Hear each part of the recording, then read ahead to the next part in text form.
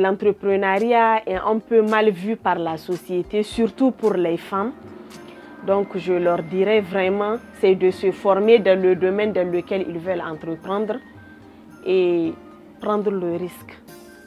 Je suis Madame Rabiou Sahadi, la promotrice de l'entreprise Adia Store basée à Maradi. J'ai une licence en comptabilité et j'œuvre dans le domaine de transformation agroalimentaire, notamment l'arachide et le sésame.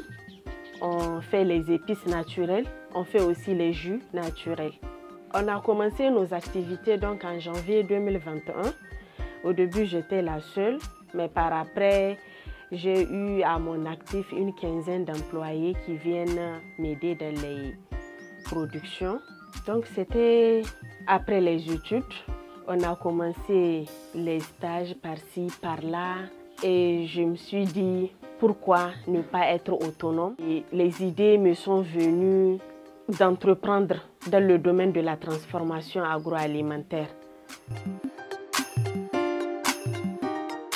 J'ai suivi des formations de l'agroalimentaire et avec les formatrices en ligne et j'ai eu à faire des formations en présentiel. J'ai entendu parler du SUPMEN à travers les réseaux sociaux et dans notre groupe des entrepreneurs de la région de Maradi où ils ont lancé leur offre de pré-incubation. Et c'était là où j'ai postulé et j'ai été retenue.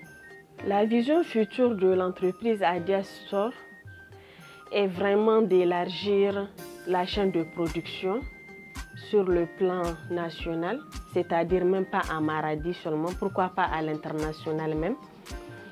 Et aussi vraiment créer une grande industrie de transformation de l'arachide, de sésame et des épices. Un jour, nous avons fait une foire devant la mairie ici à Maradi. Il y avait un client qui était venu et il me connaissait.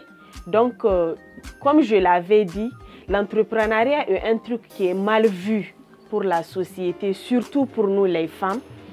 Et il m'avait posé une question qui m'avait un peu tiqué, me disant, toi aussi tu es rentré dans ce domaine. C'est comme si pour lui, je ne devrais pas être là.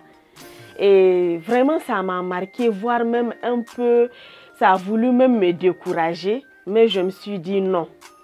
À cause de ça, je ne vais pas laisser tomber les bras. Je sais ce que je fais et je sais ce que je cherche à atteindre.